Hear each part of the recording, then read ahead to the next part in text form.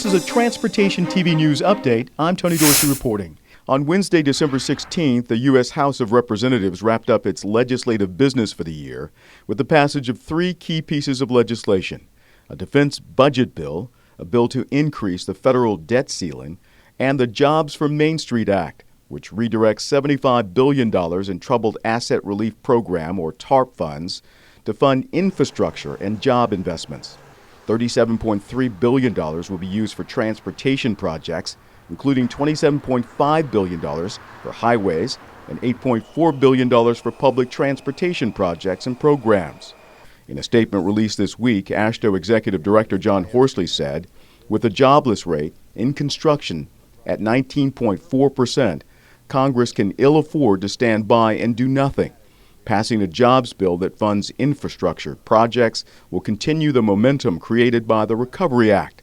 Next year, if the Senate approves the legislation, Horsley said, we'll be ready to put thousands of people back to work.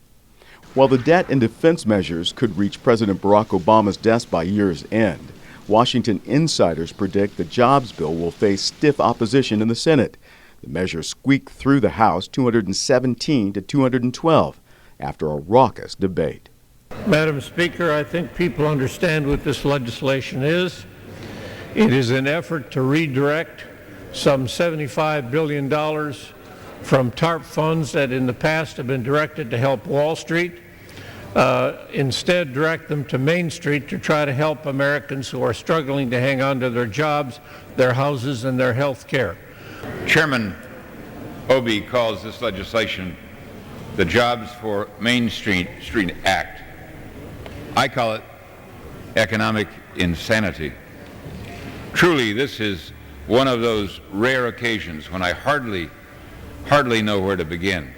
Since 2007, this Congress has increased spending on non-defense, non-veterans discretionary spending, and including the stimulus in that, by 85%. 85%.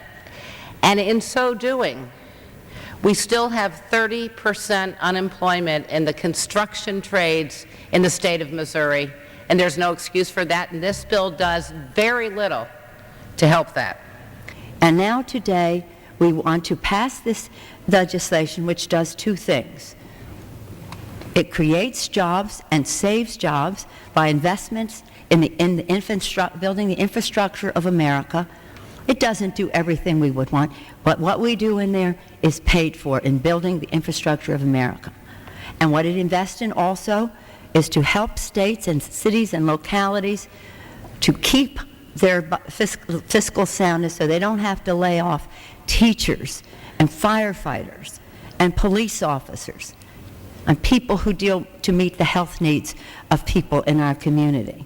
All three measures approved by the House this week must be approved by the Senate.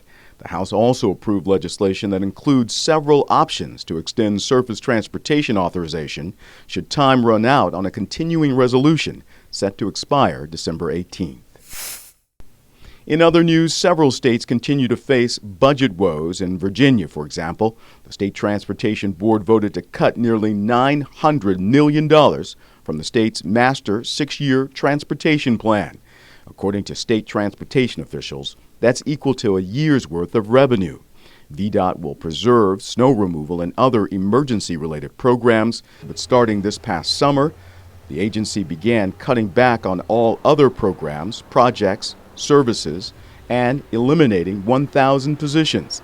VDOT expects to lay off 400 more people this spring. The New York Metropolitan Transportation Authority also did some major cost-cutting this week. 2 subway lines were eliminated, service on dozens of bus routes has been reduced, and free fares for students will be phased out to cope with a $400 million shortfall. And this week, Californians learned the direct cost of aging and congested roadways. A report released by TRIP, a national transportation research organization, says that the average Los Angeles motorist spends an estimated $2,462 of additional maintenance cost each year.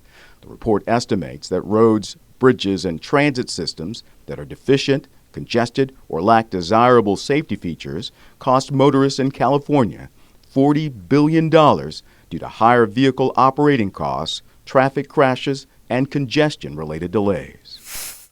Also in the news, AASHTO President Larry L. Butch Brown, Executive Director of the Mississippi Department of Transportation, addressed the quarterly meeting of the Freight Stakeholders Coalition Friday, December 11th. Brown told coalition members, which include AASHTO, the American Trucking Association, and the Association of Metropolitan Planning Organizations, that freight must be a national priority. Brown, whose vision includes a national freight transportation network, has coined the term Transconomy to illustrate the vital link between transportation and the economy. Build a robust, reliable transportation network, Brown says, and the economy will prosper. Transconomy is a combination of transportation and economy, transportation and economic development. Without transportation, there is no economic development. Without economic development, there is no livability. So what we've got to do is to marry these issues of transportation, economic development, livability into a program. And that program is freight. National economy. And how well Joshua Shank of the Bipartisan Policy Center said Brown's vision of a national freight plan is a good one. we are trying to put a new vision for the future of federal transportation policy forward. And the vision is one where federal investments are driven by what's important to the national economy, what's important for energy and climate, and what's important for safety, instead of the way they've been done in the past, which has really been based on political decisions. The coalition agreed to work together to develop a common strategy, which includes engaging state economic development agencies in a coordinated communications and outreach campaign. That's the Transportation News Update. I'm Tony Dorsey reporting.